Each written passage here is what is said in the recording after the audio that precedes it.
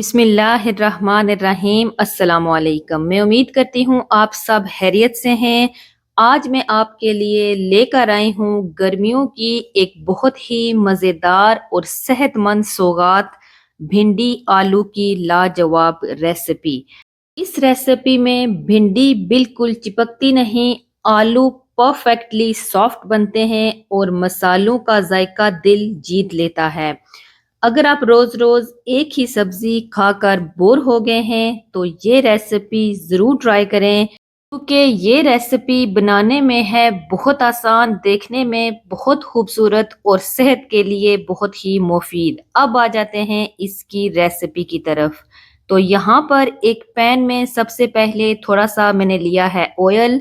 इसमें भिंडियाँ मैंने कट करके डाल दी हैं। भिंडियाँ जब भी आप डालेंगे पहले अच्छे तरीके से भिंडियों को धो लें।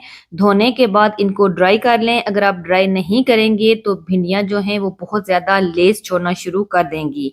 तो इस बात का ध्यान रखिएगा, ड्राई करके फिर ही इनको कट कीजिएगा। यहाँ पर आंच भी आपने मीडियम रखनी है। मीडियम आंच पे तकरीबन 10 से 15 मिनट के लिए हमने इनको पकाना है।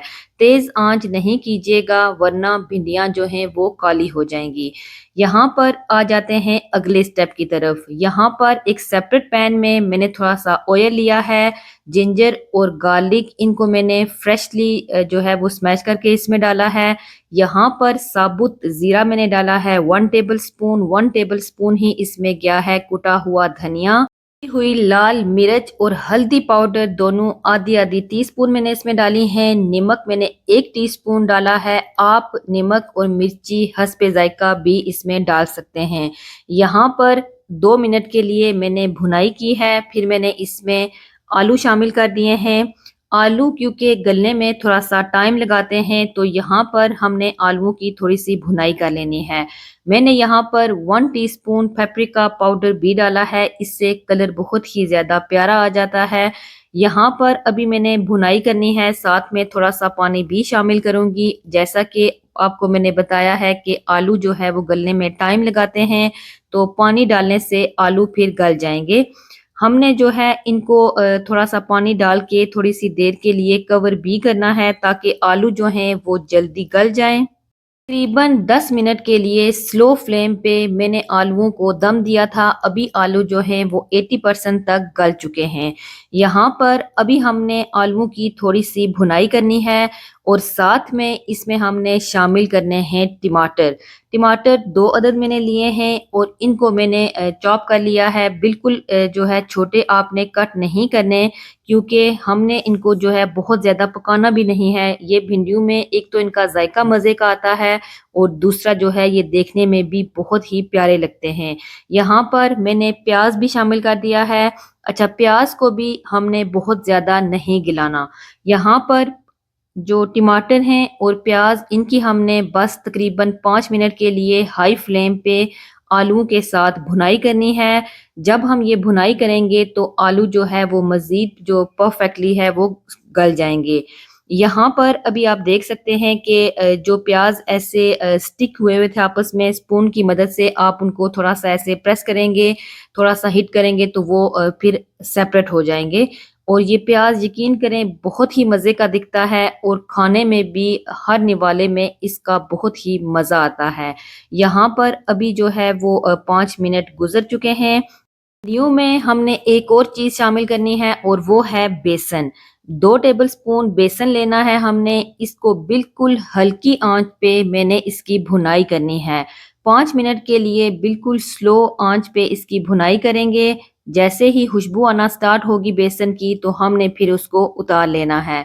यहाँ पर मैंने भिंडियाँ जो हैं वो भी शामिल कर दी हैं। तो आप देख सकते हैं भिंडियों का कलर, जैसा कि मैंने आपको बताया था कि इनको हमने तेज आंच पे फ्राई नहीं करना। जब आप इनको फ्राई करेंगे, एक तो आंच आपने मीडियम रखनी है, दूसरा आपने चम्मच भी चलाते रहना है। तो इस तरह से आपकी भिंडियां भी बहुत ही मज़ेदार, इसी तरह उनका कलर हरा भरा रहेगा। ज़रूर आपने इस स्टेप को फॉलो करना है। यहाँ पर भिंडियों के साथ अच्छे तरीके से मैंने तमाम चीज़ों की भुनाई कर ली है, मिक्सिंग कर ली है बस 2 मिनट के लिए। अभी आंच को हमने मीडियम करना है और जो बेसन है वो इसमें ऐड कर देना है।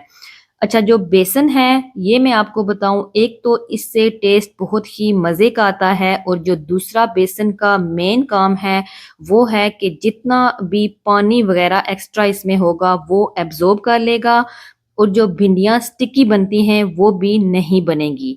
तो ज़रूर आपने ये वाली रेसिपी जो है ट्राई करनी है। यहाँ पर बेसन मैंने मिक्स कर दिया है, बस 2 मिनट के लिए भुनाई की। ऊपर से मैंने जो है वो ज़ीरा पाउडर इसके ऊपर डाला है, जिससे खुशबू बहुत ही प्यारी आ रही है। कुटी हुई लाल मिर्चें थोड़ी सी मज़ीद डाली हैं, हरी मिर्चें, हरा धनिया भी आप ऐड कर सकते हैं।